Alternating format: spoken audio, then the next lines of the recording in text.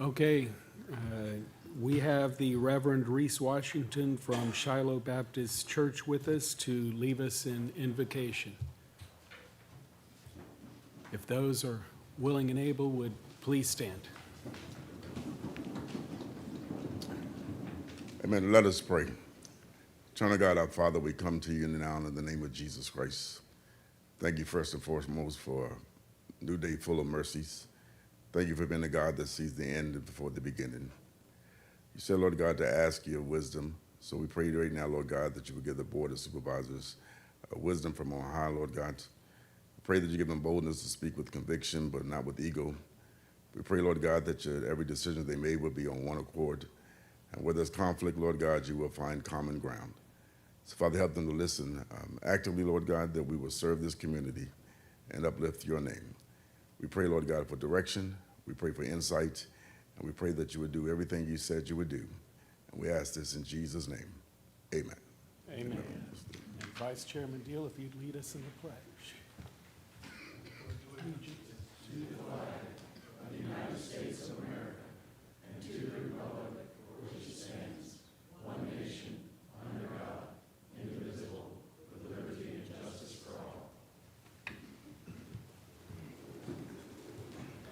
Meeting's in order. We have an agenda before us. Are there changes? Mr. Chairman, Yes. I would like to make 6.02, 6.01, and 6.01, 6.02. So basically swap those two because I would like for the Richardsville Coalition to be able to speak before we discuss the letter to PJM. Okay, are there any further changes? Hearing none, all of those in favor of the agenda with the proposed amendment from Supervisor Payne, please signify by saying aye. Aye. Any opposed? The agenda is approved with the flipping of 6.01 and 6.02. Next up, we have a consent agenda. Mr. McCrum. Thank you, Mr. Chairman. Item A, approval of the May 5th AM and PM minutes and the May 19th special called meeting minutes. Item B, the board will consider acceptance and appropriation of a donation in the amount of $3,000 from Culpeper Rec Foundation, Inc. for an adult changing table at the pool. Item C, the board will consider the Culpeper Human Services 2% salary bonus. Item D, the board will consider acceptance and appropriation of a grant in the amount of $25,000 for equipment for the Culpeper Sheriff's Office Criminal Investigations Division. Item E, the board will consider acceptance and appropriation of a grant in the amount of $230,953 for the salaries for the Culpeper Sheriff's Office Criminal Investigations Division, or School Resource Officers. Item F, the board will consider acceptance and appropriation of a donation in the amount of $2,000 from Encompass to the Crime Victim Witness Program for Team Jordan. Item G, the board will consider a proclamation recognizing June 14th through June 21st of 2026 as Men's Health Awareness Week in Culpeper County.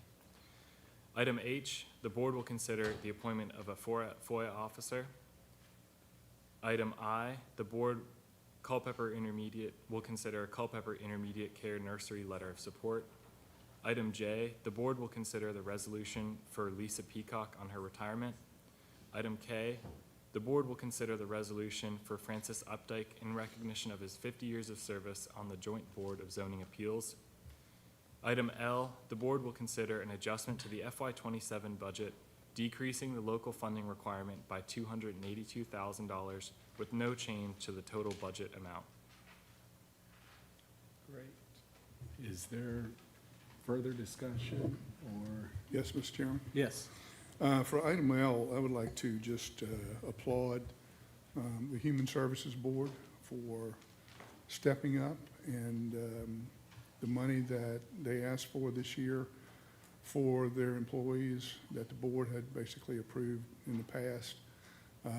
They're willing to take it out of their reserve fund, out of their savings account, and I think that's a great thing for the Human Services Board and for the community. So just want to say thank you. Yes, absolutely. Thank you very much. Supervisor Lee. Mr. Chairman, I'd like to make a motion to approve the consent agenda and also thank the Culpeper Human Services Board for their actions as well. Is there a second? Second. All those in favor, any discussion? Hearing none, all in favor of the consent agenda, please signify by saying aye. Aye. Any opposed? Consent agenda is passed. Next up, special presentation. We are a month behind, but it is our tradition to recognize our county employees and other employees in the system relative to years of service and other awards. Mr. McCrum. Yes, thank you, Mr. Chairman. I'd like to take a moment to acknowledge something that warrants recognition. During Public Service Recognition Week last month, this county honored the dedicated employees who make our operations possible. That recognition included a week of activities, a breakfast ceremony where employees were honored for their years of service, in addition to peer-nominated awards reflecting distinguished performance in their roles.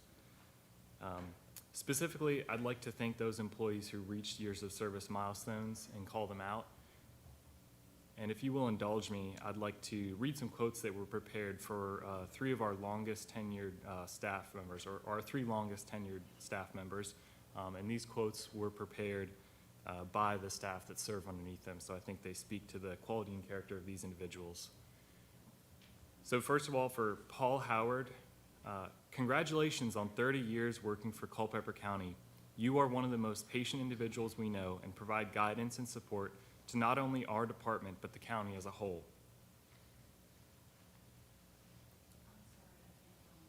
It's the second attachment, the agenda item. It's under the agenda item. Just for the, go back to the agenda.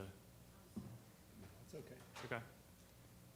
Yeah, service awards agenda item. Thank you. And then it's the second page, I believe.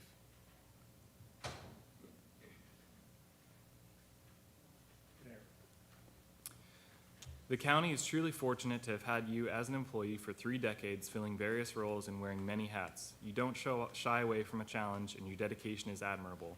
Again, thank you for your commitment and leadership. And I'd just like to add to that, thank you very much, Paul, for being a rock for this organization.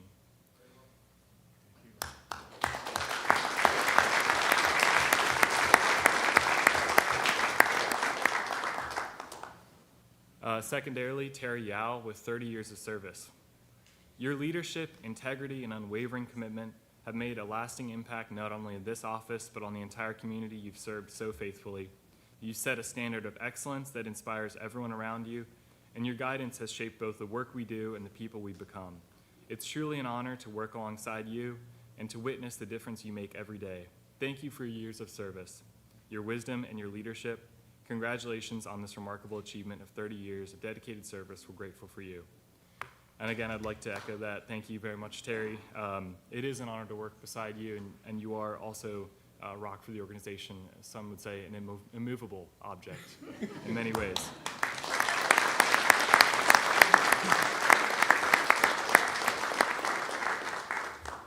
And finally, our longest tenured employee, 35 years of service, Jennifer Weekly. Jenny's commitment to service and dedication to the County of Culpeper is truly admirable. She is always willing to help with consummate professionalism. When she became the chief deputy of the circuit court clerk's office in 2021, a position so deserving of her skill and knowledge, she excelled in that leadership role and continues to bring an immeasurable value to the office. It is extremely difficult to put into adequate words as to how much she means to the circuit court clerk's office in the County of Culpeper. We are all truly lucky to have her, and I want to extend my sincerest thanks to her unwavering service.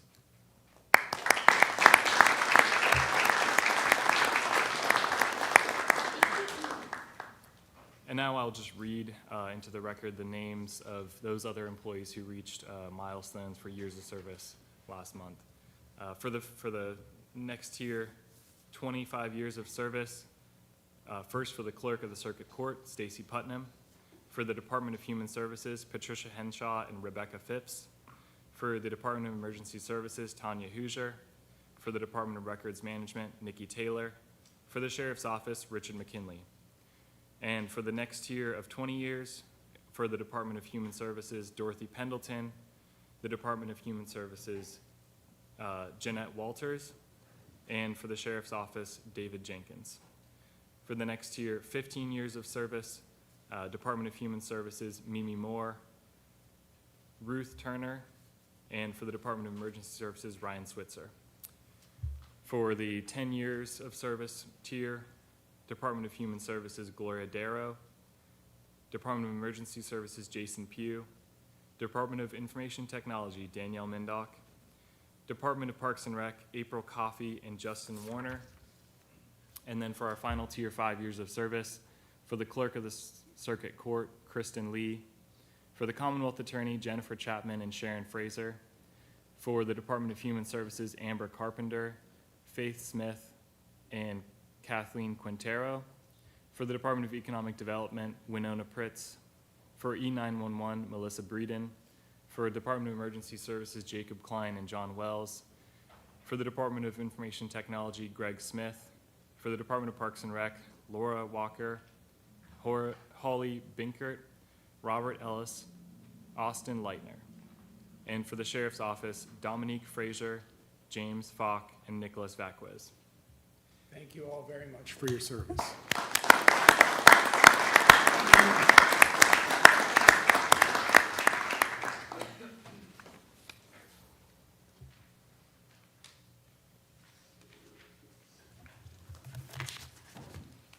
Next, we have the draft secondary six-year road plan for fiscal years 27 to 32. This was considered at a public hearing. Ms. Harris.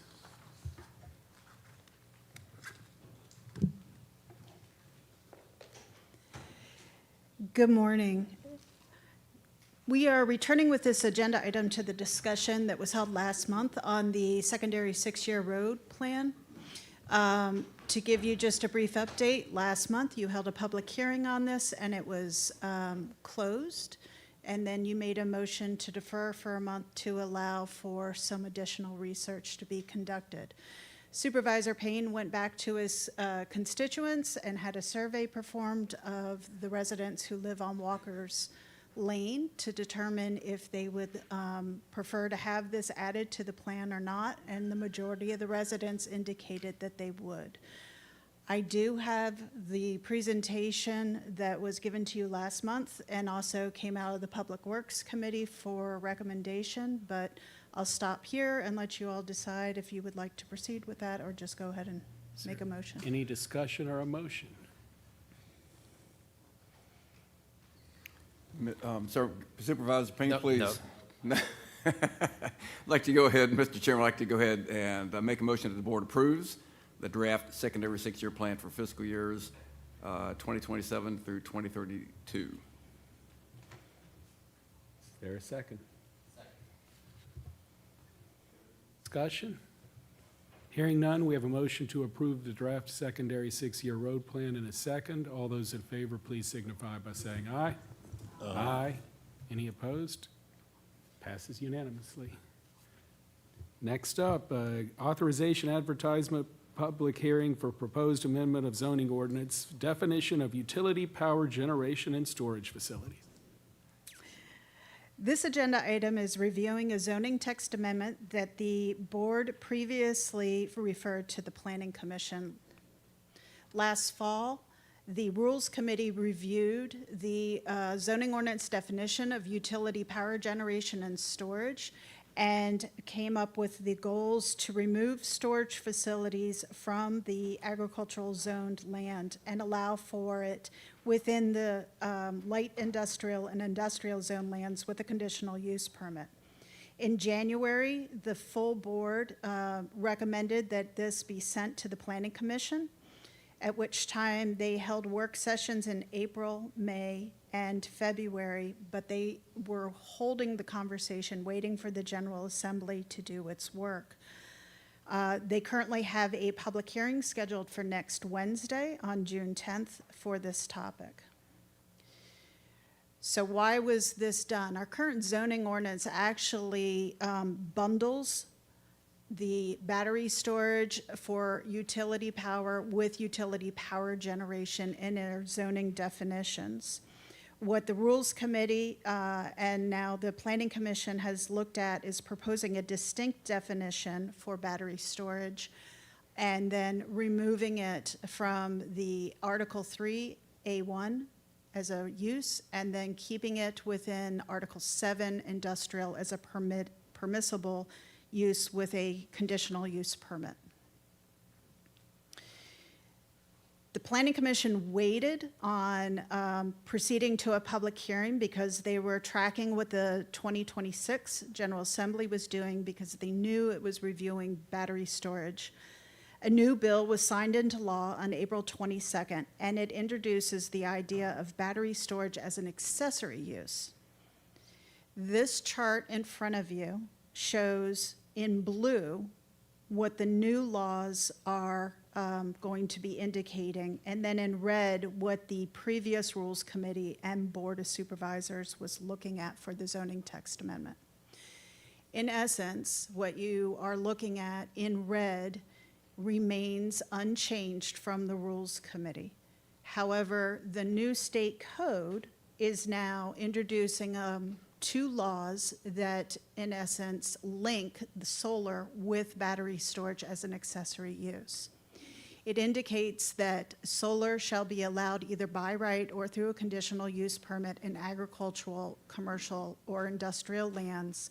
And then anywhere where a project is approved, you shall have by right the battery storage as an accessory use. So that brings us to today, where we are focusing on right now just the question of the battery storage as it relates to the zoning text amendment that's moving forward with the Planning Commission. Specifically related to the battery storage, you have, in the new law, it states, any battery storage project for which an initial interconnection request has been filed by an electric utility or regional transmission organization prior to July 1, 2030, shall be subject to the applicable ordinance and regulation in effect July 1, 2026. So what this means is whatever is governing Culpeper County as of July 1 of this year is what is going to govern the battery storage for the accessory use. So some of the considerations before you are related to, would you like to authorize the Planning Commission to expand their look of the current zoning ordinance to break out the accessory and the primary as two distinct uses within the zoning ordinance? One thing to keep in mind is these two new laws will impact a large majority of the parcels within the county. Here you see all the A1 zoning, industrial zoning, and commercial zoning highlighted. Specifically, what does this look like? I am not going to read all this, but it would create within Article 2 a definition for battery energy storage as its own distinct definition, and then have the subcategories under it for primary and accessory. We would also be looking at updating our definition for parcel to make it more specific and concise to it being an identified lot and on a tax map. So basically what you had coming out of the Rules Committee is the column on the left, which is the changes to Article 2, 3, 4, and 7 related to battery storage as a primary use. And then what we are asking today is whether the board would like to authorize the Planning Commission to expand that to add on the column on the right what you see in blue, which is the primary and accessory. So it takes into account what the solar bill is going to indicate as well. And what this means is that If you bless the planning commission moving forward with the accessory component of the battery storage and are interested in trying to get something in place, it means that you would need to call a special meeting before the end of the month to have your own public hearing to have in place these changes to the zoning ordinance. There's a lot more online in terms of the draft proposal that will be moving forward. I'm happy to answer any questions.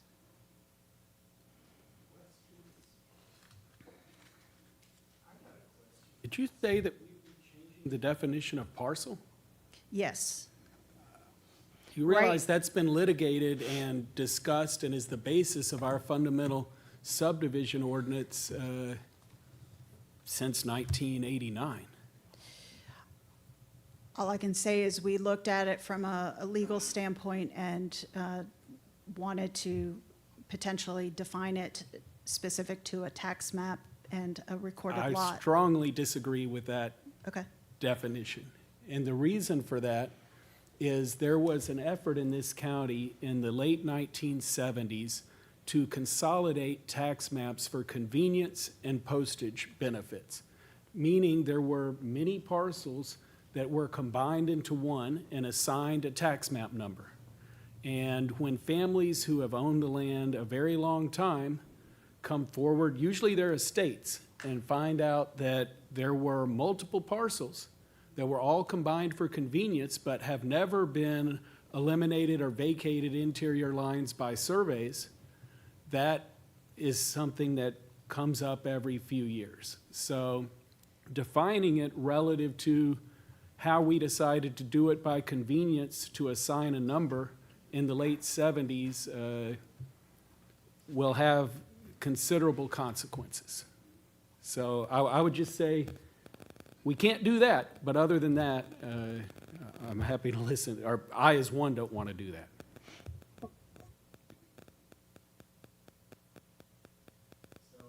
I can give you a very specific example. Well, there are a bunch, but essentially, if you had 3 parcels and they were part of whatever, 300 acres, because you bought the land over decades in 3 separate transactions, and you did this back in the 50s and 60s, and you never combined them, we, for the sake of convenience, combined them for you to send you a bill when we started assigning the numbers and sending the bills. And that comes forward many years later, and people say, wait, no, I never asked to have this combined. I never combined it on paper. I never vacated interior lines. Why are you telling me I only have 1 parcel? Mr. Underwood, Amy, maybe you can weigh in on that too. The tax map is different from a tax ID in the fact that if you're talking about a parcel, that would be defined by what's on deed. What the county did by doing that and saying we're gonna bill them all under one, does not change the deed. The county can't change your deed, so it's gonna reference back to the deed, and the deed of reference would have all of that, right? That's the way it's worked in the past. Is that what we're proposing now, is what I'm wondering?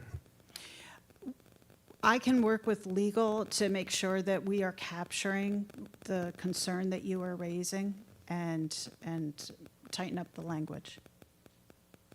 Great, thank you. That's important.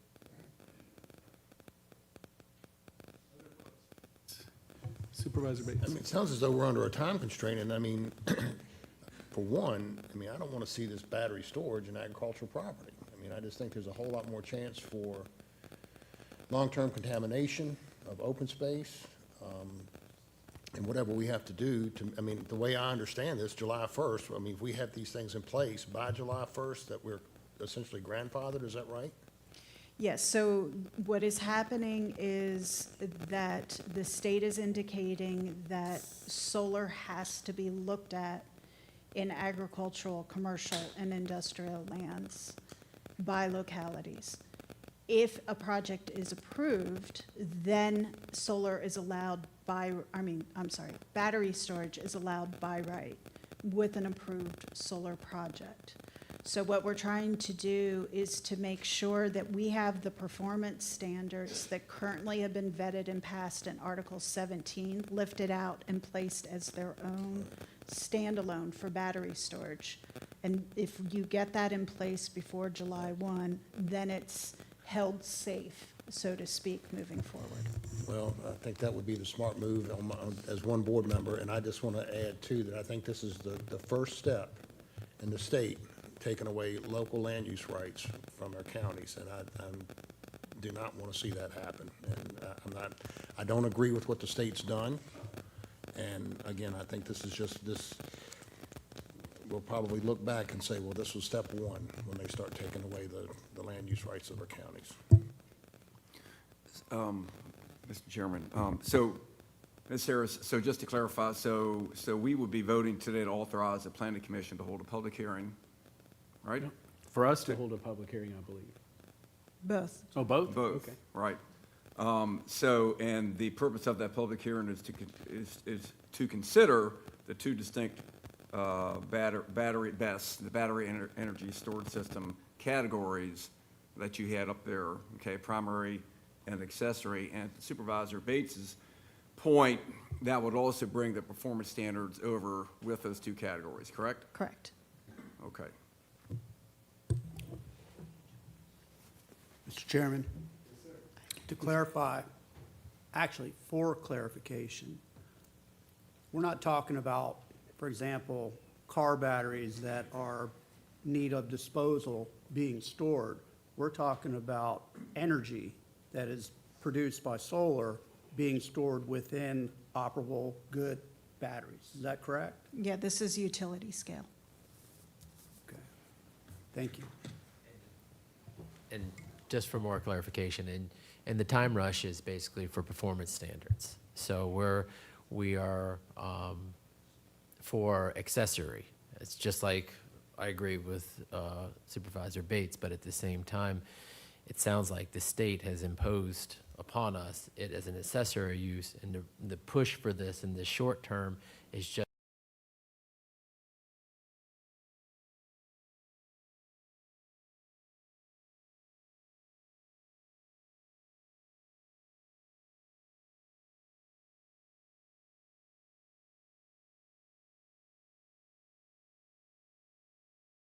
here is just performance standards for accessory to solar that we're going to lose if we don't do before July 1.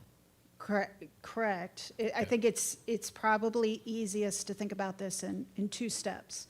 One is the Planning Commission is looking at what has already been referred to them by the Rules Committee and by the board as battery storage for a primary use. The state has not yet said anything related to it as a standalone primary use, and that can move forward. What the question is before you is, would you bless the Planning Commission expanding their purview to include the accessory component to the battery use? Okay. Further discussion, motion, anything? If there's no further discussion, Mr. Chairman, I'd like to go ahead and make the motion that the board approves authorizing the advertisement of a public hearing for a proposed amendment to the zoning ordinance, definition of utility power generation and storage facilities, item 4.02, as stated. Second. We have a motion and a second. Further discussion? I'm going to have a little bit discussion. Are we advertising for a particular date? The date of the 24th has been floated, if that works for people. 24th, okay?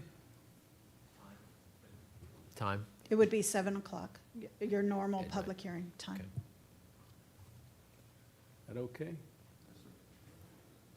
All right. We have a motion on the floor, a second. There's hearing no further discussion. All those in favor, please signify by saying aye. Aye. Any opposed? We've authorized advertisement. Thank you very much, Ms. Harris. Next up, the board will consider an FY '26 budget transfer, for the completion of the 911 center. Thank you, Mr. Chairman. This is an item that was brought before the Public Safety Committee in April. We heard a report, the committee heard a report from Captain Jason Clark as to an additional $179,000 in additional AV furniture equipment required to complete the 911 EOC dispatch center. And at the May 5th board meeting, this item was brought before the board for their attention, and it was decided to be deferred to June 2nd to allow staff to find time to find a funding source. Since that time, I sat with the Sheriff's Office and with our interim finance director, Kim Goodwin, and we've looked at end-of-year funding and have identified unexpended end-of-year funds in the HVAC boiler CIP.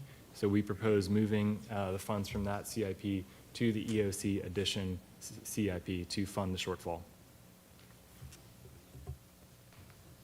Okay, discussion or a motion? Mr. Chairman, I would just like to say, to start off, again, thank the sheriff and his crew for their diligence and you know, overseeing the renovations that we've done to our local jail, being good stewards of taxpayer dollars. And where there's a will, there's a way. And I just want to say thank you all for what you've done. With that, Mr. Chairman, I would like to make the motion that we approve the transfer of funds to the 911 center. We have a motion, is there a second? Second. Further discussion? Hearing none, all in favor of the budget transfer, please signify by saying aye. Aye. Any opposed? Motion passes. Next up, FY '27 appropriation resolution. Thank you, Mr. Chairman. Background on this issue, as you all know, in May, we adopted the FY '27 budget. However, at the request of the chairman, staff investigated looking into quarterly appropriations as opposed to annual appropriations. Staff has investigated that and recommends that we not do quarterly appropriations moving forward and stick with the annual appropriation. However, I did take the time to look at the appropriation resolution as had been done previously and added the following policy clarifications for our budget. So what you have before you is an appropriation resolution that would mirror last year's proposal with the following additional clarifications. One, it addresses the limit on the county administrator's ability to transfer budget of up to $10,000 between departmental budgets without board approval. That's the existing financial policy, but this clarifies it in the resolution, so it's binding. Two, it addresses limits on the Board of Supervisors' ability to amend the total budget by 1% without public hearing. That's state law, and this would just clarify in the resolution that we adhere to that regulation. And then thirdly, it addresses the Board of Supervisors' discretionary authority to carry over funds to the new fiscal year using unexpended funds. So this is a practice that had been used previously when departments have unexpended funds. They would come to the county administrator and request that some of those funds, as opposed to filtering back into the general fund, be brought over to the new fiscal year budget. That process had never been clarified, and there had never been like a policy mechanism for that carryover occurring. So this here, and I'll read this, would be included in the resolution to clarify how that process could work moving forward. The Board of Supervisors may, by subsequent resolution, carry over and reappropriate specific unexpended balances from prior fiscal years into the new fiscal year when the board finds that such balances are needed for an identified public purpose and are supported available end-of-year fund balance or any other lawful funding sources and are consistent with the county's financial policies, adopted budget, and applicable provisions of Code of Virginia. So essentially, if we had fiscal year '26 carryover money that departments wanted to use, I would bring that before you all as independent resolution, and you would approve or not approve. So I recommend that the board adopt the appropriation resolution as presented. Further discussion or a motion? So, Mr. Chairman, on item 3, just to clarify, so prior to this change, carryover funds did not require a resolution to be approved by the full board, or it simply wasn't stated? I'm not a lawyer. What I would say is I don't recall it previously being stated. That said, our goal is to go forward and do it in a way that if that is the practice and desire of this board, we want to make it where they can do it. Okay. Thank you, Mr. Chairman. I'll go ahead and make the motion that the board approves the fiscal year 27 appropriation resolution. Motion? Further discussion? I historically, as many know, have favored more frequent appropriations. That said, board harmony is important. I'm going to support the motion. Any further discussion? Hearing none, all those in favor, please signify by saying aye. Aye. Any opposed? Motion passes. Next up, the board will discuss progress on the county forensic audit. Thank you, Mr. Chairman. This topic will be briefed by our interim finance director, Kim Goodwin, who will briefly introduce herself and then go into the topic. Ms. Goodwin. Good morning, everyone. My name is Kim Goodwin. I'm the interim finance director for Culpeper County. I served through a contract through Robert Half for the past 3 years on projects of interim finance director and also project management. Prior to that, I was also cost analysis for the federal government, and I also have 12 years experience in local government and treasury association, and also as a finance director at the GFOA. What I would like to go through today before we talk about the forensic audit is my observations in the finance department. Currently, my observations are seeing some significant anomalies.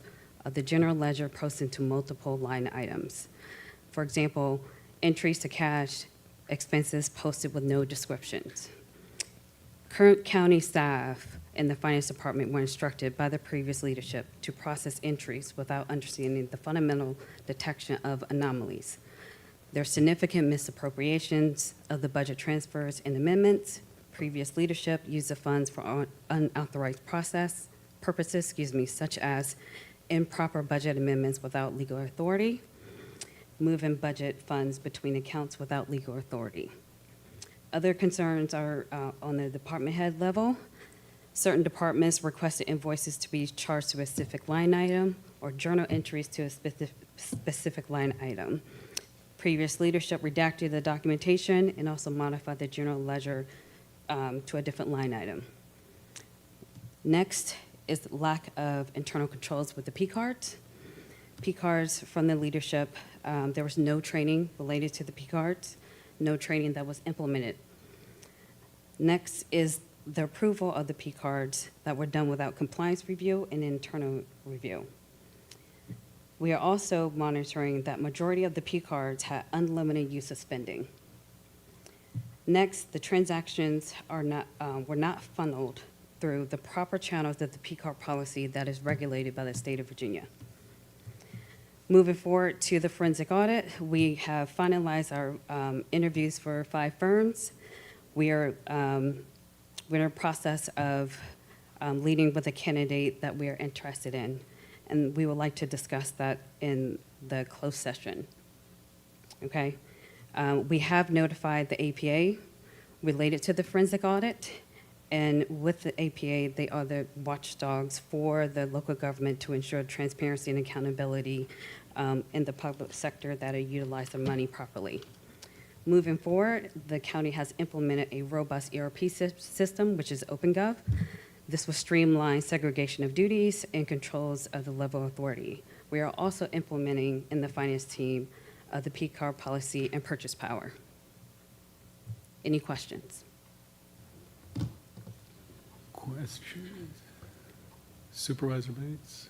Mr. Chairman, I just want to say, I think it's pretty evident how I feel about this whole thing, and it seems like it's a convenient situation that we terminate the head of finance prior to bringing all these things up and getting discussion on both sides to clarify why or what was done through the finance department. As for the forensic audit, I think I stated back in February, that if we have procedural problems or issues, whether it be with P cards or the processes that are involved throughout the different departments, I'll lead the charge on going through and revamping these procedures. But to attack or, I think there's been, with the comments that have been made, the fraud or whatever, to our long-serving county employees, I think is just, it's crazy. I can't imagine, why we've gone this route and not taken it to, to an open discussion. The forensic audit, if the audit would be to go in and look at the deficiencies we have in the procedures for different departments, I'm 100% behind that. But, and as I've said before, to go out on a witch hunt that we're going to try to prosecute and, substantiate our claims of fraud, I'm not going to be a part of that. Thank you. Just to clarify for the forensic audit, we are looking for deficiencies, not going after a specific leadership. It's obvious that Supervisor Bates is in support of corruption, because why else would he defend? Mr. Farish, let's please, I mean, seriously, we need to have, you've got a smoking gun, you've got a third party coming in. It's so obvious to everyone, it's difficult to hear him. we're not supposed to accuse others. Right. But Very again, we're seriously. looking for, the forensic audit is for analyzing deficiencies. So he's allowed to support corruption, and I'm not allowed to note it. Is that what you're saying? Thank you, Supervisor Farish. All right. Further discussion, Ms. Goodwin, I appreciate your due diligence. I know that you have not been here long, and you coming in only sheds light and helps the public understand why things have been done and what's been done. And the details that you provided, I think, speak very clear as to the policies that weren't in place, as well as the misappropriations. When you put something in and then you delete it or it's gone, in my world, you don't delete something if it was done correct to begin with. So it was known that things were being done, and now you're pointing those out. I think that only helps us to know the need and the public to understand the need and what our concerns were moving forward with that forensic audit. And I appreciate all of your due diligence in pointing everything out so that the public knows as well. You're welcome. Quick question. So what you're saying is by looking at these practices, you believe it'll help us be a more effective, more efficient government moving forward Yes, and better serve our taxpayer? right. The finance department's currently working on process improvements since I've been here. We are strengthening the policy before we go into the new system.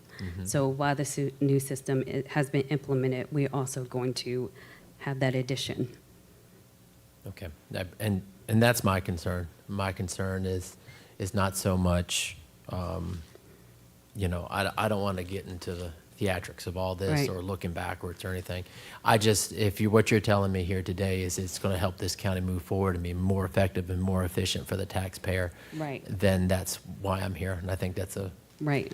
thank you for that. Right. With a robust system, it will hold segregation of duties and more streamline of level of authority, instead of just certain people or one individual just have the complete access. So it'll be more effective. Thank you for your work. You're Thank you. welcome.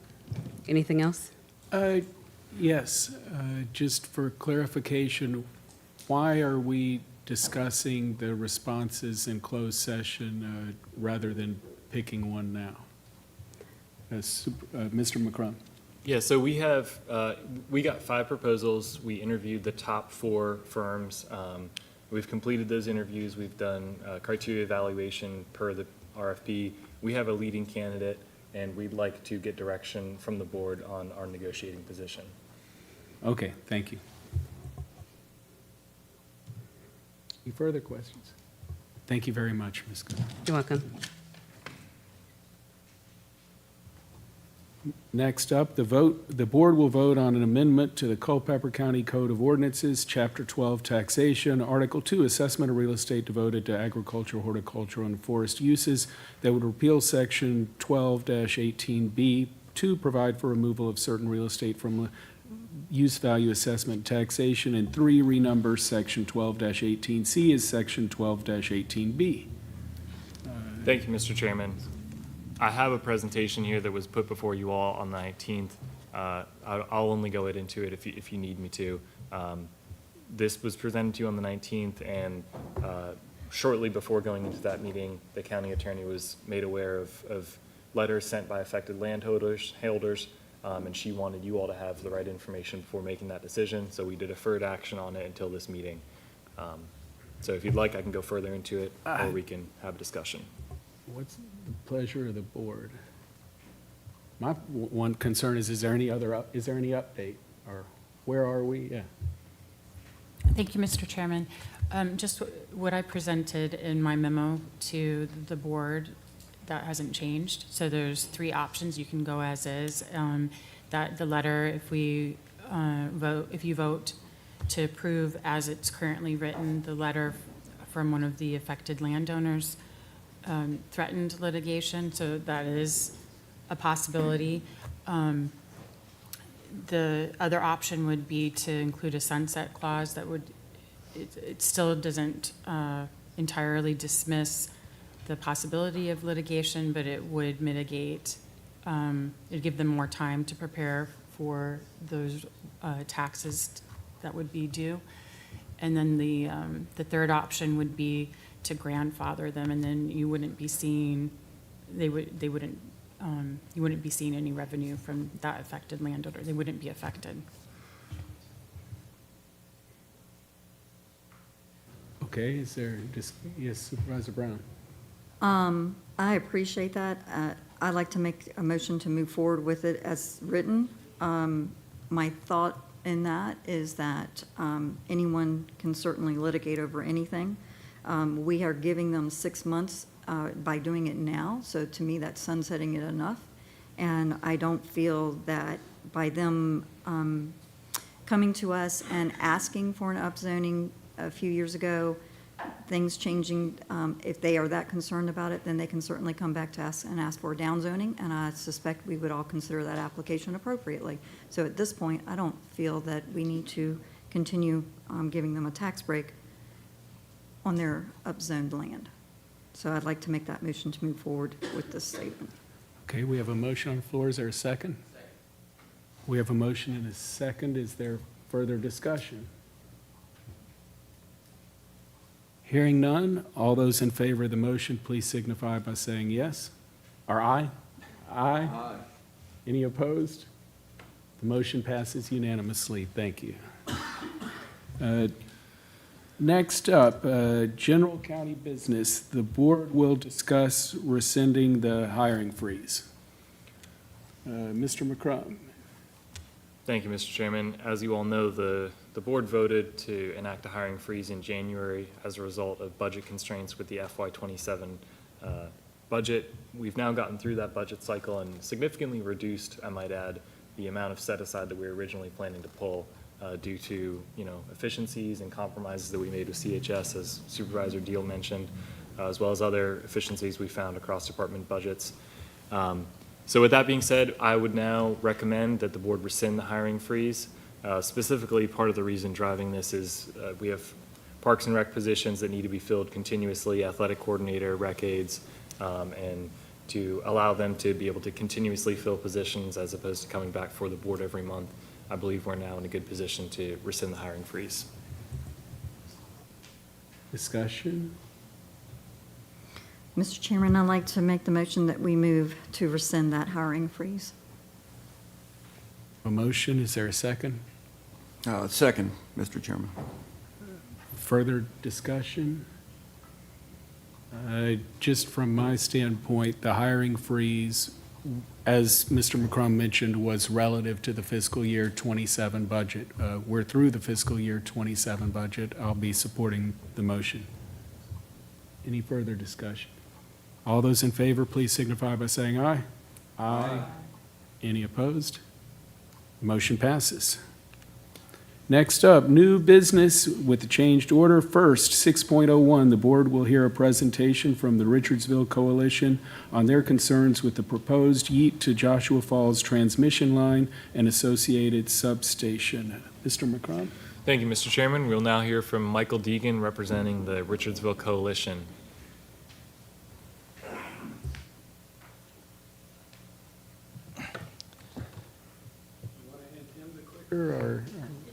Oh, it's up. Okay, let me take a look here. All righty.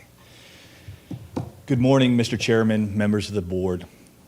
My name is Michael Regan, and I'm here speaking on behalf of the wonderful folks in Richardsville and the Richardsville Coalition regarding the Joshua Falls Yeet 765 transmission line, but more specifically, the Yeet substation siting in Culpeper County. And I want to frame this presentation not as opposition to the line, which it is, but I want to frame it more as a planning and land use briefing. I want to walk through how the project changed, why those changes matter to Culpeper, and the lasting implications of agreeing to this siting this infrastructure in Culpeper. Before getting into the project itself, it is important to understand PJM's role. PJM, Pennsylvania, New Jersey, Maryland, is the regional transmission organization that coordinates grid planning across 13 states to include DC. RTEP stands for Regional Transmission Expansion Plan. In plain terms, it's where PJM's process for identifying problems in the grid and accepting solutions on how to fix them. So I'll begin with PJM's originally approved 2024 Window 1 RTEP, which selected the revised proposal 820, which is the Joshua Falls to Yeet 76 line, which was a new 765 to 500 to 230 kV substation in Yeet, or at the Yeet substation. At the time, the project was tied to an endpoint in Fauquier County off of Yeats Drive because it landed within the Fauquier area transmission node around Morrisville, Wishing Star, and Vint Hill.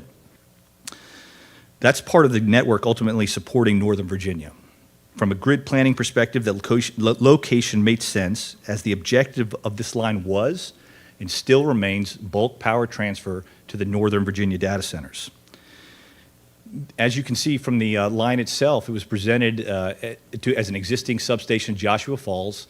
That purple represents utilizing existing rights of way with some small greenfield sections, and then hitting where Vontae is in Hanover, and then working its way up north through North Anna and up to Bristers in Yeet, and in the original configuration, largely bypassing Culpeper, or certainly just a small pass-through.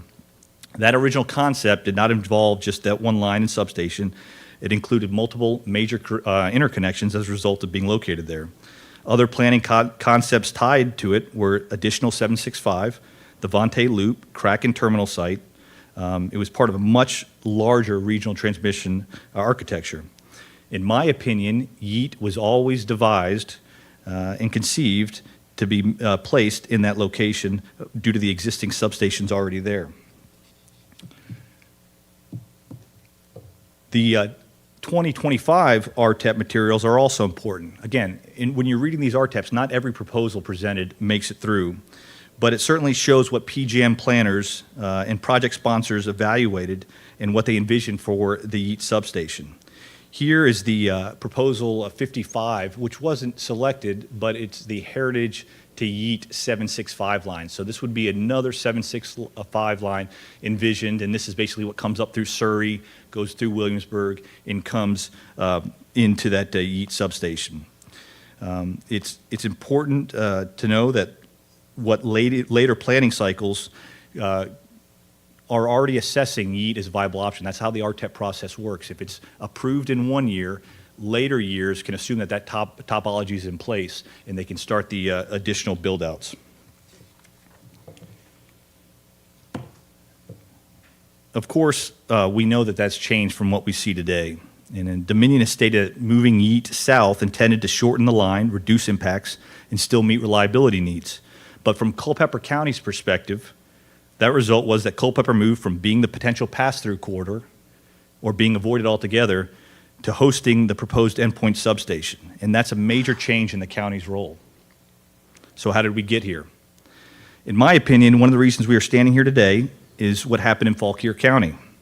On October 16, 2025, the Fauquier Planning Commission voted 4-1 to recommend denial of Dominion's expansion plan for the Morrisville substation. The vice chair at the time stated that the application failed to meet the basic standards, was incompatible with Fauquier County's comprehensive plan and rural identity, and raised public health and safety concerns. And let's put that upgrade in perspective. That was roughly just adding 3 acres to an existing 10-acre substation on a 40-acre plot. Now consider that with placing the Yeat substation off of Yeats Drive, a very much larger project. How do you think the planning department or the board of supervisors would evaluate that project? And I think we know the answer to that. So meanwhile, Dominion had largely already been engaging Culpeper, board of supervisors, with the CTZ. And in September, they started engaging county staff regarding the Joshua Falls, September of 2025, regarding Joshua Falls Yeat. And at that time, it initially started as simply passing through the county. But subsequent discussions in September, they started talking about specific parcels. Again, parcels where Yeat is proposed to land today. We know that to the county staff's credit, they indicated in early September that it was time to address the board on this project, to which Dominion agreed to that night. And then subsequently the next day, they decided that they were not ready for public rollout and were not ready to discuss it in this board of supervisor setting. But certainly that word had gotten out to some of the board members, and one of the former board members asked about this project, to which the Dominion staff said they weren't aware. And I think they couched it that there are different concepts in planning, but certainly the members in the room on the Dominion staff knew about the Joshua Falls Yeat line. Certainly later in September, as the board started to get more awareness of the line, I have to applaud Supervisor Bates with your questions to Dominion. They were exceptionally well framed. I'm told that you didn't get answers back, but it was definitely the county reaching out to try to get answers early, and it's a credit to the board for doing so. But it was not until January that this board was informed that Dominion had intended to move the landing site into Culpeper. And that history matters for your discussion today. It didn't begin as the obvious endpoint here. Culpeper became the endpoint through later project evolution.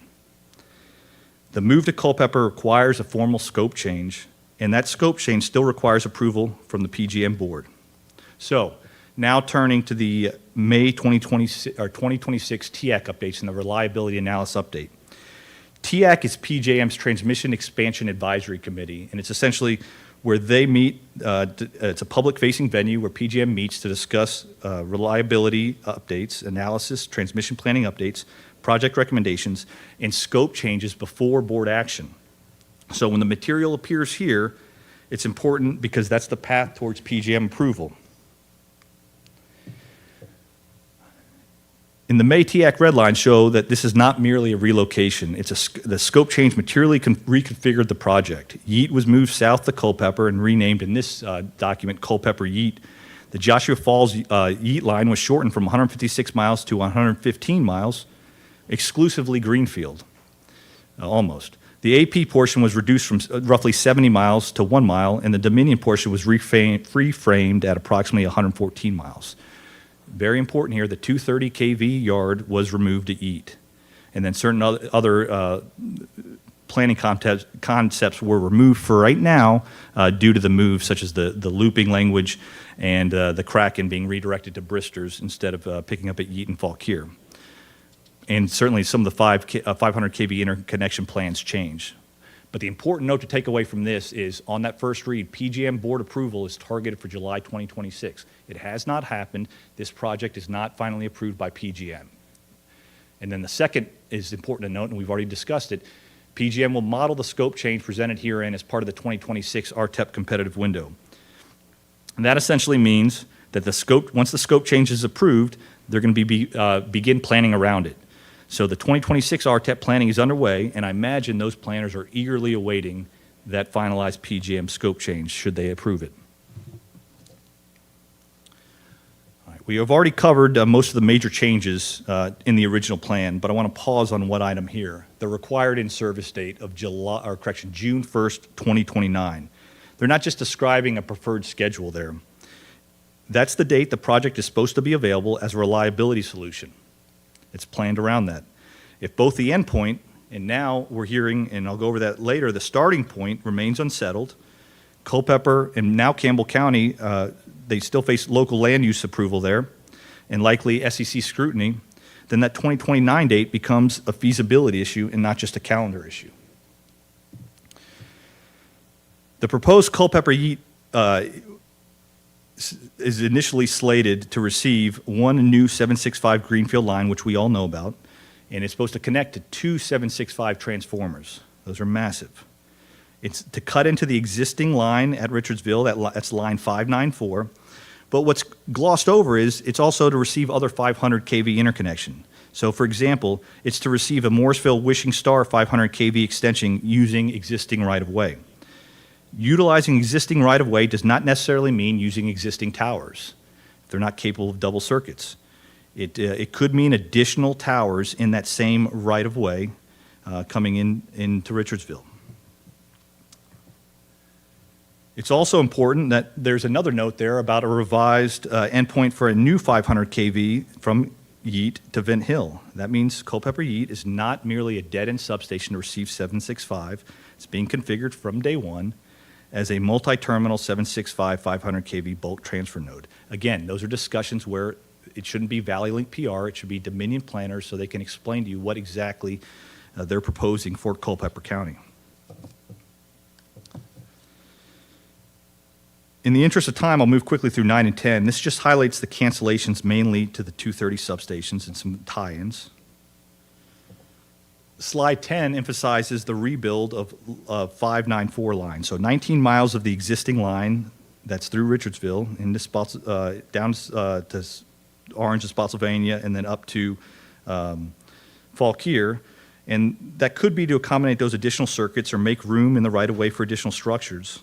It certainly shows that the impacts to Richardsville and potentially around the county, should this station be approved, there will be extensive utility build-out for some time. All right.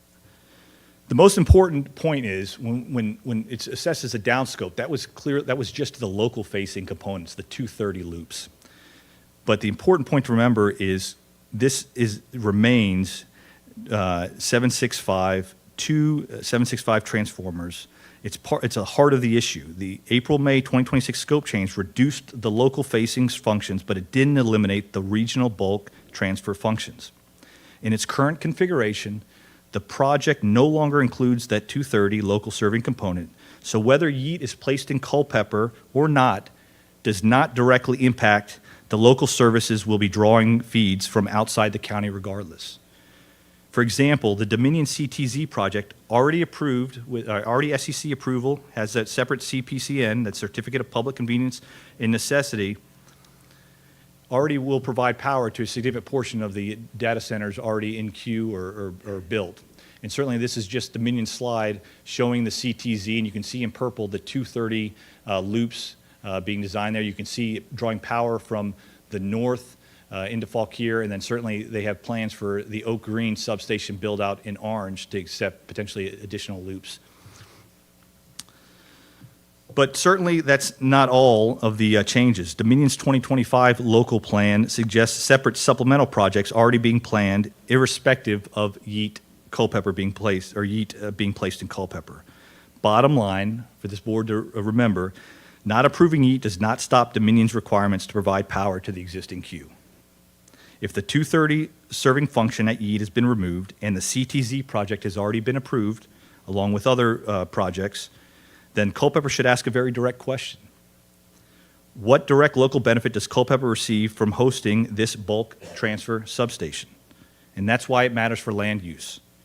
This is not just about one transmission line, it's about whether Culpeper becomes a long-term regional bulk transfer corridor. Once a substation with two transformers, 765 transformers, is established in Culpeper,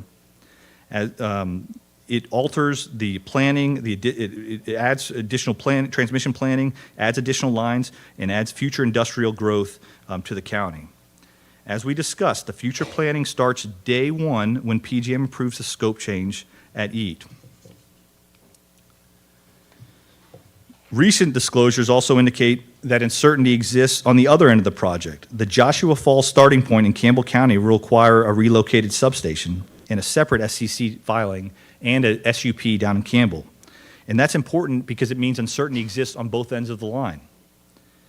For Culpeper, the issue is whether the county should accept the land use consequences of becoming the endpoint for a project that has materially changed since the 2024 RTEP approval. And as we wrap up, this is just an overlay from their documents of where Yeat would be sited. And you can see that multicolored line is the 765 line coming in.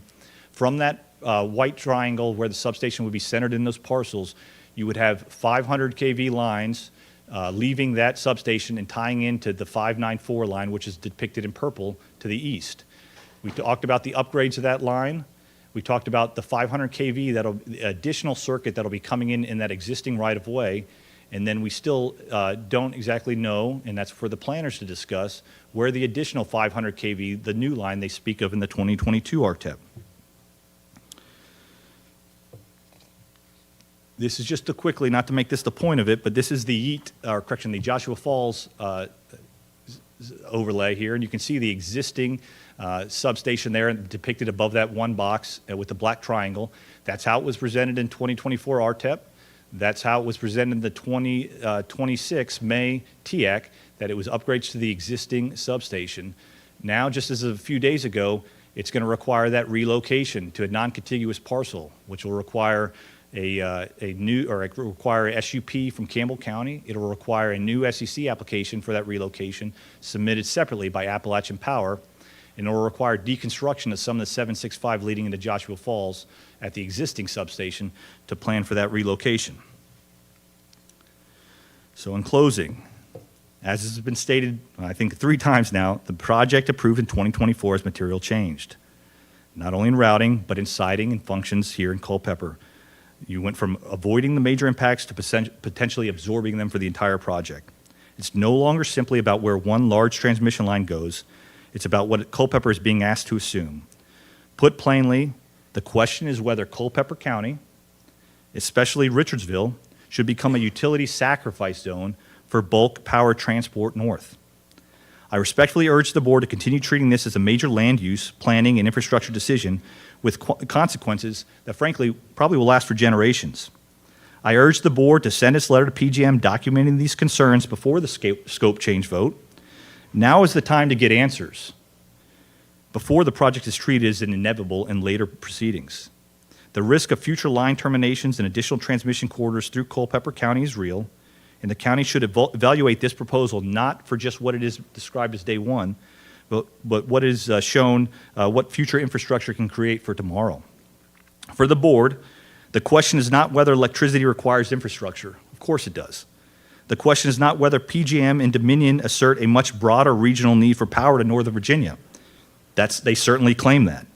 The question is whether this specific project at this specific location, at this specific endpoint, provides enough local benefit to justify placing one of the largest bulk transfer substations this region has ever seen in this community, a community defined by historic, rural, and agricultural character that is Richardsville, with impacts to Culpeper County as a whole. That is your duty to your constituents. That is precisely why this board has authority over substation siting through conditional use permits. That is the land use question. It's a planning question. It is a local governance question. And it's where Virginia law explicitly gives the county land use and zoning authority. That authority is real and should be exercised seriously. Thank you for your time. I appreciate it. Willing to take questions? Mr. Chairman, yes. Mr. Chairman, there is a second part of the presentation. Okay, well, do you want to do questions to the first part, or do you want to do the second part real quick? Up to you. I just wanted to Board, notify what you would there you is a like to do? second. I had a question. How about we just do some questions to the first, if Yes, that's sir, Mr. okay, if someone hasn't? Thank you. Yes, sir. Thank you. Thank you for your presentation. You stated back in the beginning of the presentation that if you could go back to maybe the first or second slide, I think it was numbered 820, and you said that in your opinion, YEAT was always meant to finish at the existing substation in Fauquier County.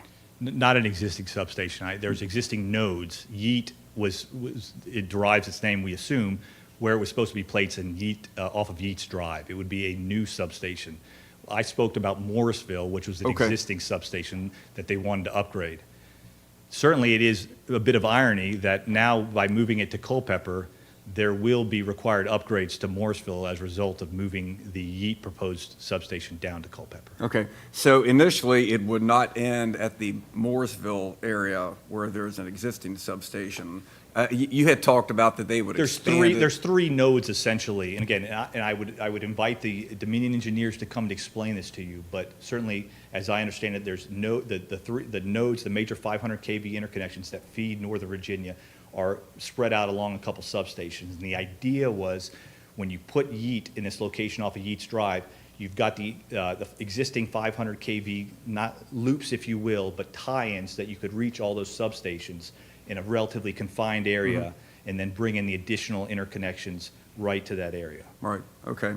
All right, thank you. And then also, you mentioned that the two 765 kV transformers, and so were they not a part of the initial? They were a part of the original solution, and again, that's why, right? The question is why. And again, I would definitely invite the engineers to, but there's usually three reasons why. One, it increases, it's called N1 reliability, and that essentially means if one component fails, then they've got the backup. And you can't just replace a 765 transformer. It is a massive amount of infrastructure there, right? So we have that. But it can also indicate, and as the planning documents indicate from follow-on RTEP cycles, that there is the ability to bring in additional 765 kV lines, and it was envisioned in the planning documents. Okay. And then, in your opinion, so Fauquier denied this project? They didn't, okay, well, the timing there, they denied the Morrisville Right. substation upgrade. So one could argue that provided some indicators to Dominion that there might be some issues of citing this in Fauquier. Furthermore, after this board decided to deny Joshua Falls Yeat and the associated substation, 2 days later, Fauquier passed a resolution opposing the Joshua Falls Yeat project, a project that does not come into their county. Why would they do that? And, but Fauquier, if the project were to be built in Fauquier, it would still have to be a 100 acre. They'd have to build a brand-new substation similar to what they're proposing. Correct. For here in Culpeper, correct? Correct. All right, but it sounds to me like the more significant issue, well, for all of us, it's significant, but the fact that we know that there are two 765 kilovolt transformers indicates an expanded power usage from that area, correct? To me, it does. Yes, sir. Okay, all right, thank you. Other questions? I'll just say thank you very much. It's been very informative. Appreciate you being here.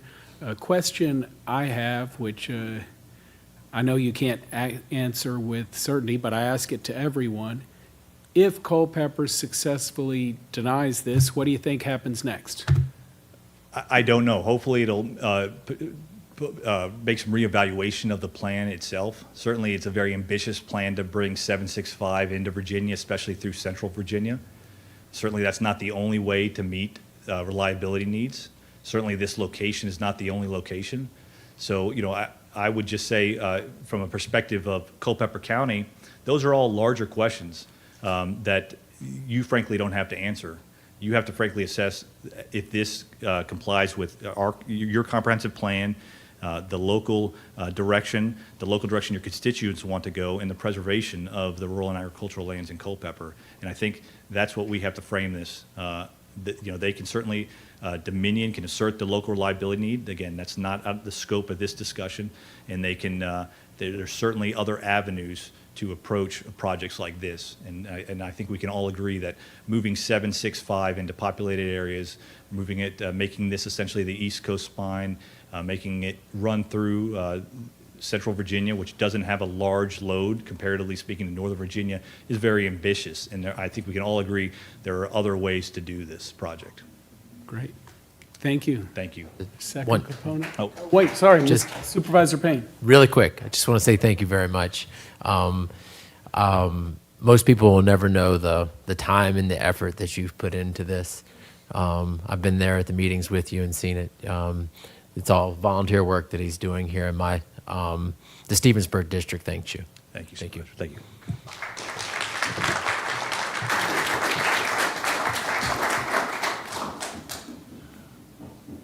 And then we will hear a second part of the presentation specifically on the substation. And if you wouldn't mind introducing yourself as well. Yes. My name is Frank Toomey. I'm a lifelong Culpeper resident. I've lived in the Richardsville area about 25 years. Thank you guys, ladies and gentlemen, for letting me present today. During the meeting on May 19th with Dominion, I feel like they tried to create fear by saying if Culpeper doesn't allow the substation to be in Culpeper, that we would have lines running through the county. If that was to happen, if they moved the substation north, worst case scenario, we'd have 6 miles of transmission line going through the county. The biggest risk to Culpeper County is the substation itself. In this presentation, I'll explain why the substation is the worst case scenario for Culpeper County. And it's not just a Richardsville issue, and you'll see as I get into this presentation, you know, the Richardsville Coalition, over the last couple of weeks, we've realized the rest of Culpeper County is not involved in this fight because they don't realize how it's going to affect the rest of the county. So part of this presentation is to show the rest of the county how it could affect them. So all the information that I've put in here is coming from PJM. It's coming directly from their planning materials and RTEP proposals, which Michael talked a lot about that already. This presentation is a mix of what is going to happen, what could happen, and what probably will happen based on the PJM supplied information. These concepts are based on the original Yeat site planned in Fauquier and the latest revision that they've proposed for Culpeper County. These concepts, sources used to create this presentation are the PJM May 2026 TAC, scope changes, and 2024 and 2025 PJM RTAP. This is PJM's information directly published by them. It's not information we're making up. So the original site, or the Richardsville site, the key things we're looking at here are the Joshua Falls to Yeat 765 transmission line. They're going to be connecting, or they want to connect the Yeat into a 500 kV line, number 594. That line runs from Spotsylvania to Morrisville. They want to rebuild 8 miles of the existing 500 kV line that runs from Yeat to Spotsylvania, to Morrisville, and then 11 miles of existing 500 kV line that runs from Yeat to Spotsylvania. They also want to extend the Morrisville Wishing Star 500 kV line by 7.5 miles from Morrisville to the Culpeper Yeat site. Some of the changes they made when they moved this from Fauquier to Culpeper, I think is important. So they removed the 230 kV yard at the Yeat. This is typically used to move voltage into regional substations and load servicing networks, where you can feed large industrial customers like data centers or lower voltage rings that serve local demand. For example, they could have used this to power the Culpeper Tech Zone. Note that all the local power supply was eliminated when this proposal was located to the substation in Culpeper. So for some reason, when it was in Fauquier, they had the idea they were going to use it for local electricity. When it moved to Culpeper, they eliminated that.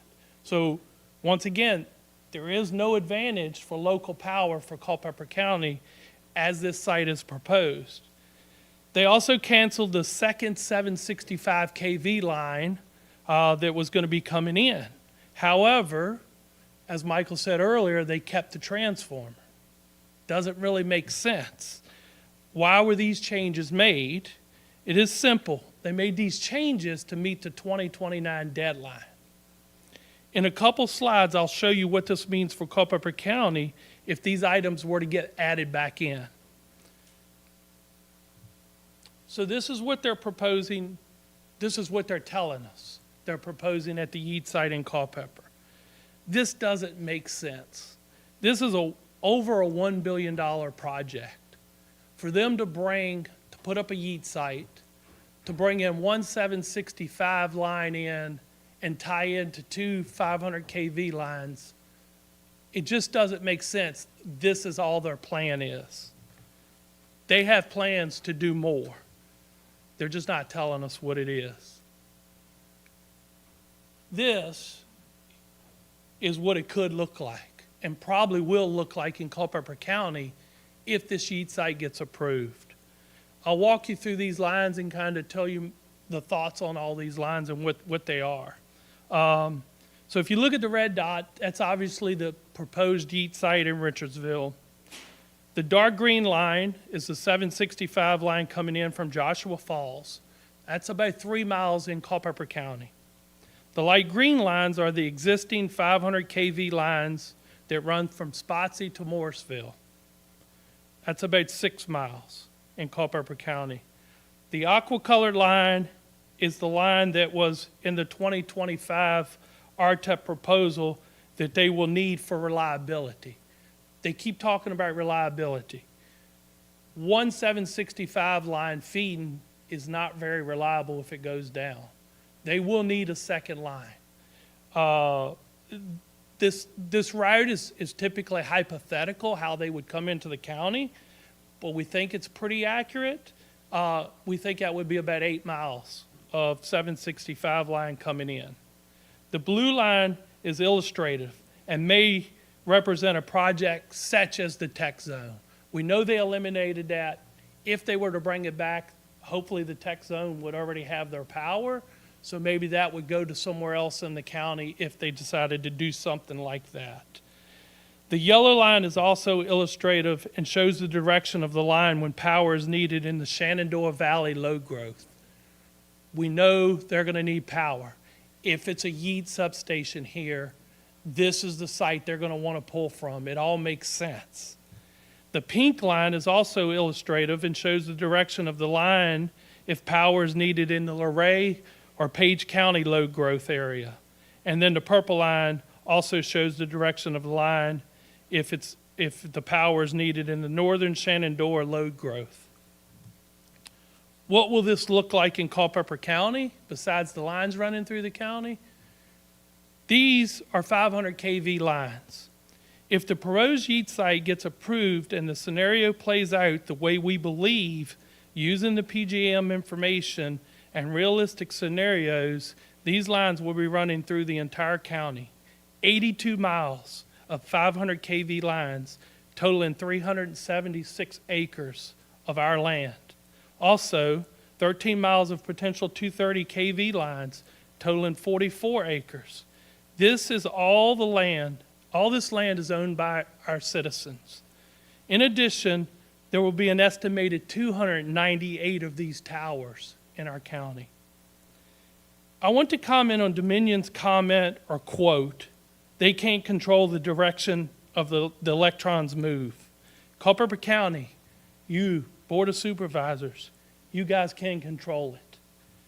The direction of these electrons need to go somewhere other than Culpeper. Culpeper needs to send these electrons north where they are needed because Culpeper doesn't need them. Let me close by saying the worst case scenario for Culpeper is allowing this substation to be built here in Culpeper. Maybe we can't control PJM and Dominion from building this substation somewhere north and running 6 miles of line through our county. But we can stop them from building the Yeat substation and running an estimated 95 miles of 500 kV line and 230 kV lines through Culpeper County. Thank you. Thank you. Questions for Mr. Toomey? Thank you very much, Mr. Toomey. Thank you. All right. Next up on the agenda, we have the board considering sending a letter to PJM Board of Managers requesting they decline to approve the proposed Joshua Falls Yeat scope change in its current form. Mr. McCrone. Thank you, Mr. Chairman. So the draft letter was provided to you after going through legal and planning and zoning review with minor changes, but the substance remained the same. It characterizes what was presented to you and, requests the PJM board decline the project in its current form, release more information, evaluate analysis of alternatives, and clarify the local benefit to the people. Is there anything else you'd like to go through in the content of the letter? I'm happy to do so. Members of the board, Supervisor Payne, what's your pleasure? Mr. Chairman, Yes.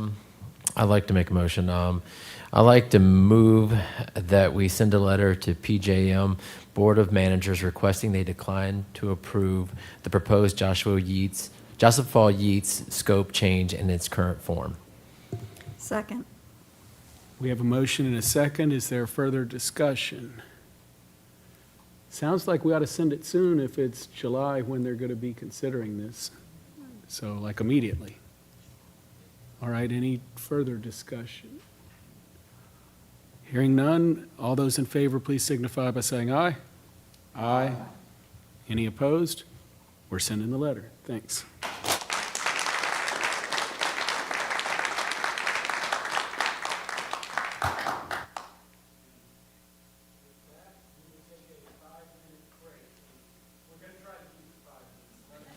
We're going to try to be back right here.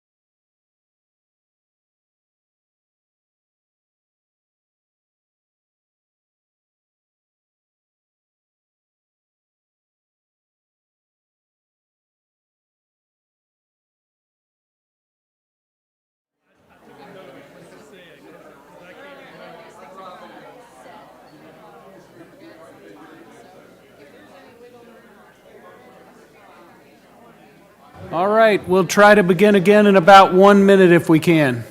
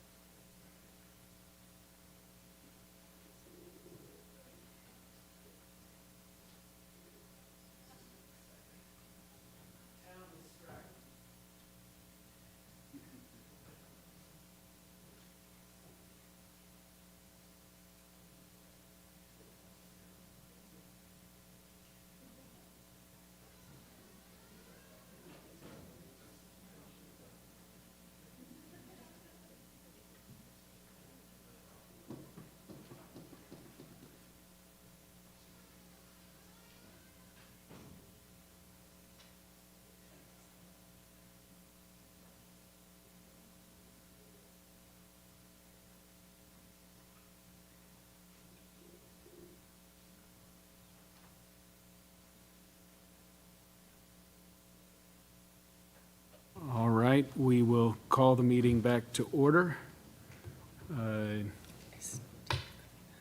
Yes, and in fact, I'm going to have to, the board will now hear a presentation from Donna Staton regarding the upgrade of general newborn nursery to an immediate care nursery, allowing us to enhance the level of services. Mr. McCrum. Yep, Donna is here if you'd like to come up. Thanks. Good morning. Thank you for having me. Donna Staton. I'm the President and Chief Operating Officer at Culpeper Medical Center. I've been there, crazy to think, but about 6.5 years.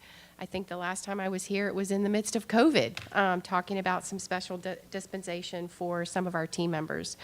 My goal today is to really educate you a little bit about some of our growing community need as it relates to planning for the needs of keeping care local in our community. And so specifically wanted to talk about how we can best support growing delivery births within our planning district, Region 9, that Culpeper Medical Center resides in. So as we've seen over the course of the last several years, our delivery births have grown upwards of 10% a year.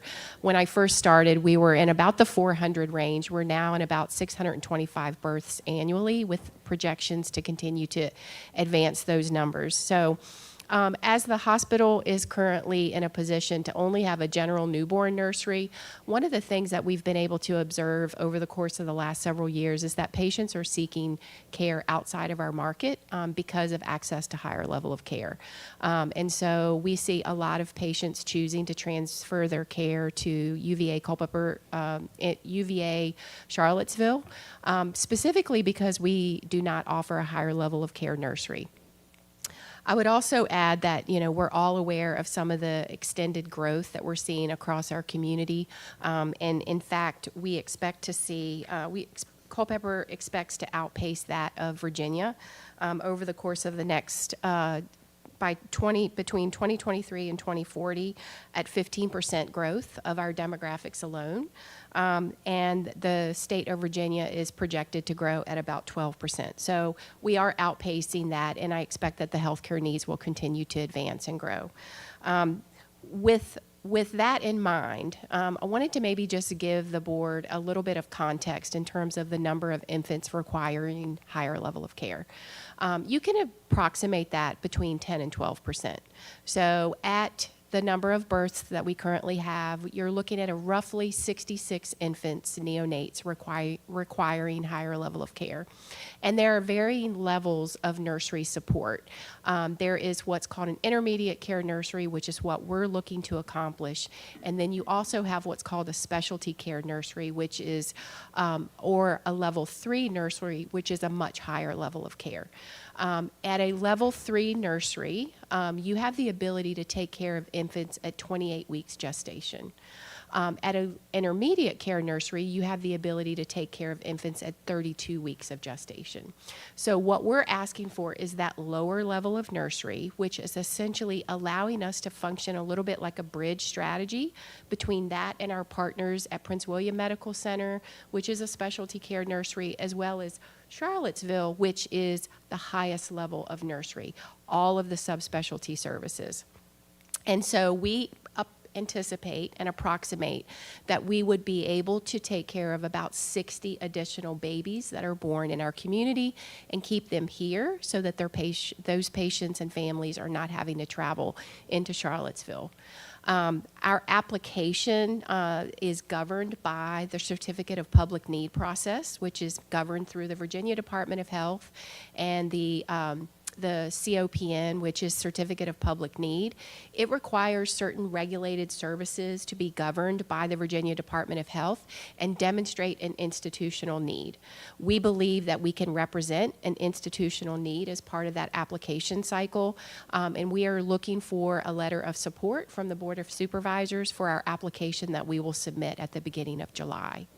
So happy to answer any questions that the board may have, but really just wanted to kind of lay the groundwork, talk about the why, talk about how this is going to position us future-wise for continued growth. And our number one goal is to keep care local here in the community. Great. Questions from the board? All right. No, but thank you for putting this on the forefront and looking out, because I think as Culpeper grows and UVA Health grows, it's nice to partner and help in any way we can. Yeah, absolutely. I really appreciate the board's support for this. You know, my number one goal is to provide the right level of care, high quality, safe patient care here in our community. And we've seen a lot of growth, and I think we're positioning ourselves for a little bit of a tsunami with some of the coming growth that is upon us. Absolutely. So is it the consensus of the board, or is there a motion to send a letter of support, or how would we like to proceed? Mr. Chairman, Yes. that was on consent. Okay, it's already on consent, Yes. so we've already done it. Awesome. Well, thank you very Well, much for the thank update, and the you. letter's forthcoming. I was going to say, my conversation is a lot less controversial. But in terms of feeling, maybe ending on a positive note, what I would also say is just to manage expectations for the board. We will hear back likely in the December timeframe. And then if approved, it will likely be about a 12-month project. So something that we would not see come to fruition for about 2 years. Okay. All right. Thank you very much. Thank you, Ms. Staten. Next up, we have committee reports. Public Works did not meet. Buildings and Grounds. Yes, Mr. Chairman, the Buildings and Grounds Committee brings forward the recommendation to approve the license agreement with Carver Four-County Museum Incorporated to operate the Alumni Museum at the Carver Center. And for everybody out there, if you have not been out to the museum at the Carver Center, please do so at your earliest convenience. It's a fascinating bit of history out there regarding our African-American community and the former high school. So, but the committee does make that recommendation. Okay, do we have a second? Second. Okay, we have the forward recommendation to approve the licensing agreement with a second. Discussion on approving the licensing agreement. Hearing none, all those in favor, please signify by saying aye. Aye. Any opposed? Licensing agreement's approved. Rules Committee. The committee will consider an ordinance revision to Chapter 6A Cable Communications, Article 5, Section 6A 5-1, under the franchise term. With that, do we need, yeah, okay, Mr. McCrum. So the committee considered and staff recommends, and the committee recommends the board authorize a public hearing to the cable communications ordinance noted by Ms. Brown to allow franchisees have a 5-year term on their contracts as opposed to a 15-year term. Okay, we can do that, and ideally in the future, it's just the committee brings forward the motion to the board do it. So, but do you make that motion? Okay, is there a second? We have a motion and a second to advertise relative to the term for the cable, well, yeah, relative to the ordinance revision of cable communications, Article 5. All those in favor, please signify by saying aye. Aye. Any opposed? Okay, thank you. Personnel. Yes. The committee brings forward for recommendation to pay bonuses to the State Compensation Board officers and staff. Is there a second? Second. We have a motion and a second. Is there further discussion? Hearing none, all in favor, please signify by saying aye. Aye. Any opposed? Motion passes. Second, the committee brings forward a recommendation for approval for changes to the PMP requested by Human Services and the interim county administrator. Is there a second? Second. Okay, maybe a brief discussion on it? Level, what are we changing? Yeah, so high level, these are changes that are needed to be made to the PMP to conform with the board's decision to move forward with the biweekly pay cycle. So the main thing here would be rounding up our annual leave increments to the nearest 0.5 increment, because when you take leave allocations divided by 12, you get odd decimal place numbers. And when you take it from 12 to 26, you get odd decimal place numbers. So we decided to round up to 0.5 to give our staff a little more leave. Okay, thank you. Further discussion? All those in favor, please signify by saying aye. Aye. Any opposed? Motion passes. Thank you. Economic Development Report, Mr. Rothmel. We're still morning, so good morning, Mr. Chairman, members of the board. Here for Economic Development Report. And wanted to talk about the strategic plan with you. You know, we operated with the strategic plan from 2023 through 2025. Admittedly, that was kind of short. That was intentional, as we were building a lot of things that I wanted to see in the department. We broke that down into 3 sections. We had our business attraction and retention. We called that Choose Culpeper. We had our small business, which we call Be a Culpeper Local, and then we had Choose Culpeper Farms, which is our ag development. And those were kind of where the goals all fell into one of those 3. One of the things that I did not like about that is it really felt like those were 3 very distinct, very separate, don't work together, don't have similar strategies, and also can vary in importance. Looking at a draft strategic plan for the next 5 years, which would take us from this year through 2030, the plan focuses on 3 big goals. One, that our job opportunities match size and skills of our workforce. This is not necessarily that we are creating only employment jobs, but things like entrepreneurship, ag, creating new farmers, things of that nature.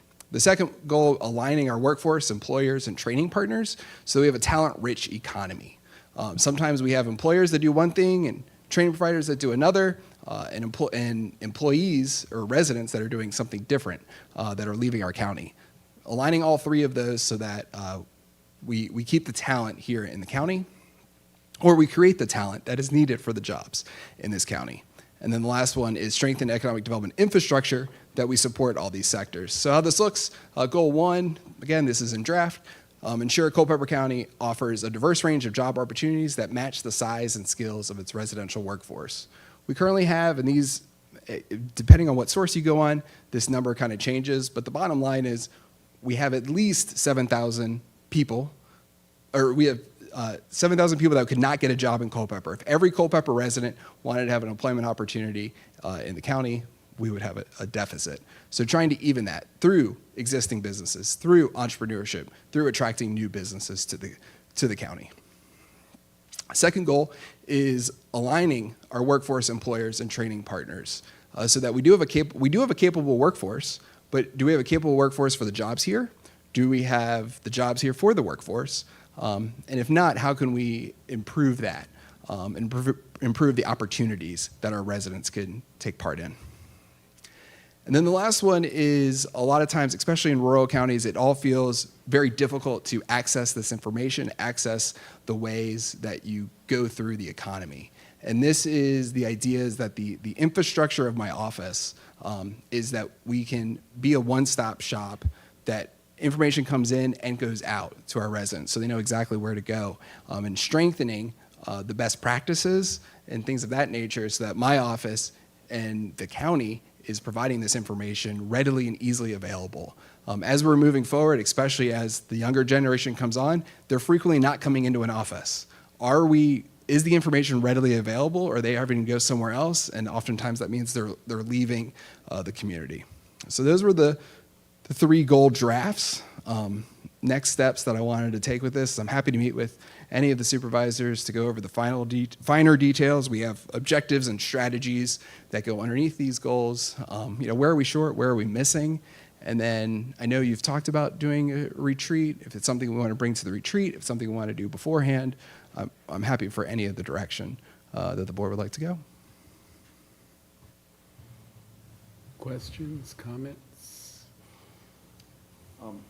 Mr. Chairman, thank you. Again, Brian, thank you for that presentation, and I've said this on several occasions, but I think that as you all move forward with your plan, that we make sure that we include some of our foreign language, our Spanish language, opportunities for our Latino community so that they're not left out as we grow, and that we're working on presenting information bilingually in both Spanish and English, and also that we have something in place for folks in our county that do not speak Spanish, for those people to learn Spanish. And I just think that's important as we continue to move forward and grow as a community with our Latino neighbors. So one of the objectives under Goal 2, which is that strengthening the alignment, is to reduce barriers to employment where the county can make an impact, and finding where those are and things of that nature. And then, of course, Goal 3, with the infrastructure, absolutely making sure that we're readily available for our residents. yeah, okay. Yep, thank you.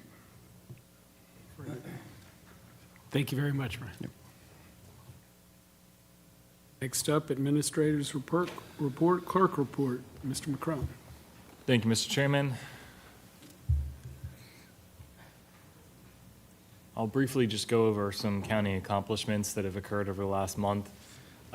First and most importantly, our county pool is now open and operating as of last Thursday. Due to the rain delay, it had a little bit of delayed opening, but that's okay. We needed the rain.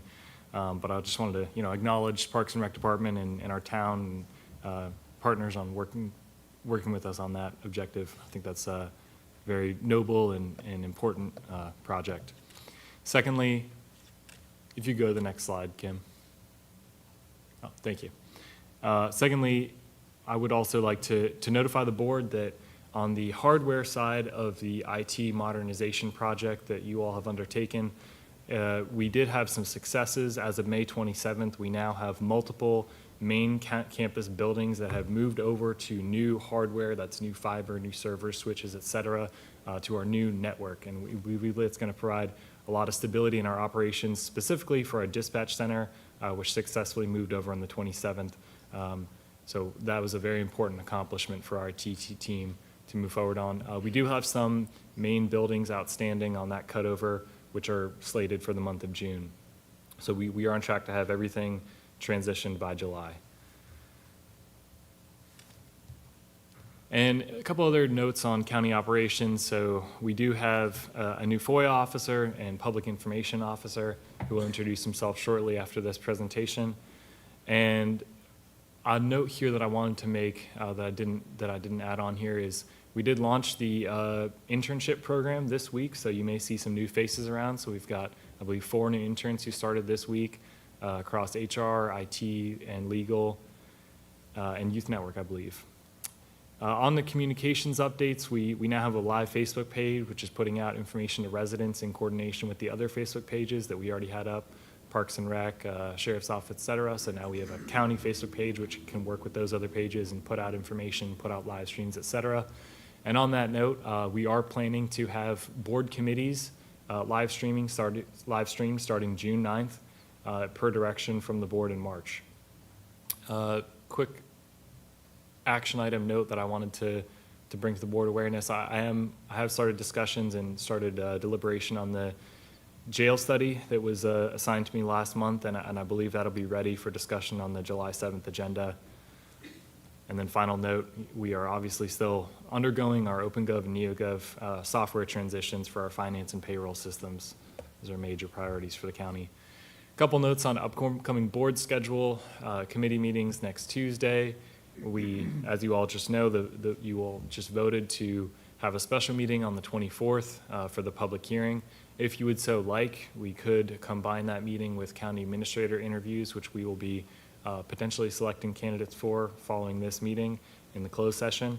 So that could be a target of opportunity there if the board would desire. And then coming up in July, you all will have a regular meeting on July 7th, and FiberLink will come before the board and present a project update as they are kicking off their operations now. And then finally, I did send a note to you all targeting August 2026 for a board strategic retreat if you all desire. And with that, I will now ask our new Public Information Officer and FOIA Officer, Brad Kennedy, to come up and introduce himself. Mr. Chairman? Yes, sir. In talking about the retreat, I know when I made that recommendation in January, I thought it was a good idea to improve on relationships, camaraderie, not only about the subjects and topics that we talk about, but I'm not sure it's a great idea now. It may make things worse. I don't, I'm not sure we have the full, it takes all seven to feel uniformed, feel the camaraderie with the board, and I'm just not sure we're there to where. So is your suggestion that we maybe wait till fall rather than Yeah. take the heat of August and, I think it might, if we defer, I think it might be a good idea. I would agree with that. Definitely. okay, let's, still probably a good idea sometime in the future, but we're going to hold off from August for now unless, we'll hold off. There you go. There's your feedback. Thank you very much. Thank Mr. Kennedy. Absolutely. Thank you, Mr. Chairman. My name is Brad Kennedy, as was said earlier, and I'm the new FOIA Officer and Public Information Officer. And I wanted to say thank you for this opportunity. It is truly a blessing from God to be given this opportunity to help serve the people of Culpeper County. I've always had a strong desire and burning for public service, and I think that's definitely stemmed from my previous military service in the Army. And I am more than excited to put my best foot forward utilizing my previous public affairs and communications experience from J.D. Vance's office when he was a senator in Ohio and the Ohio Attorney General's office. And I'm excited to use that experience to put my best foot forward and hit the ground running and fulfill my role to the best of my abilities. You're going to be a resident of the East Fairfax District. My wife and I live right downtown, right by the Amtrak station. Great. Thank you. Awesome. Thank you. Welcome. Thanks. Okay. Mr. Chairman, Yes. before we move forward, I would like to thank and commend Mr. McCrum and the rest of the team with the successful network transition on May the 27th. I know there were multiple obstacles, many concerns, a lot of moving parts, a lot of many long hours to get that accomplished. But it was done smoothly, and I just wanted to say publicly that was a huge step forward for the county, and Mr. McCrum, you did an outstanding job making sure that happened, so thank you.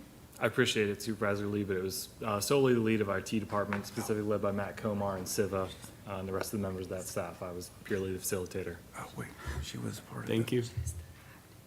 Okay, we have a motion to enter, or motions, I guess, to enter closed session.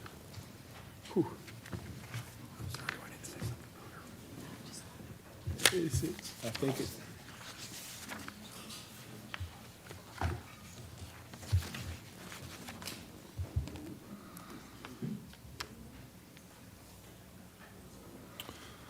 Mr. Chairman, make a motion that we enter into closed session to discuss the following topics. 10.01, the Culpeper County Board of Supervisors will motion to enter into a closed session for discussion and consideration of the resignation of a specific former county employee, including 3 potential separation agreement terms and a pending grievance proceeding initiated by that individual. Number 2, consultation with legal counsel and briefings by staff pertaining to actual or probable litigation involving the same former county employee, where consultation in open meeting would adversely affect the negotiating or litigating posture of the county. And number 3, consultation with legal counsel regarding specific legal matters requiring the provision of legal advice, specifically the matters identified in paragraphs 1 and 2 above, and a separate legal matter concerning county financial controls and ongoing external inquiries. 10.02,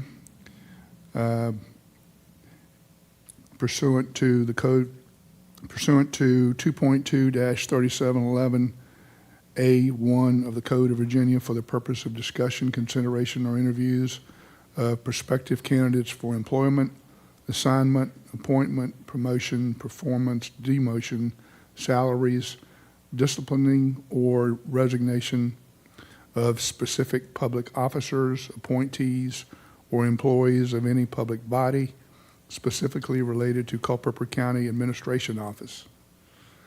And 10.03, pursuant to 2.2-3711A1 and 2.2-3711A6 of the Code of Virginia, for the purpose of discussion or consideration of the investment of public funds, where competition or bargaining is involved, where, if made public initially, the financial interest of the governmental unit would be adversely affected, specifically related to a forensic audit.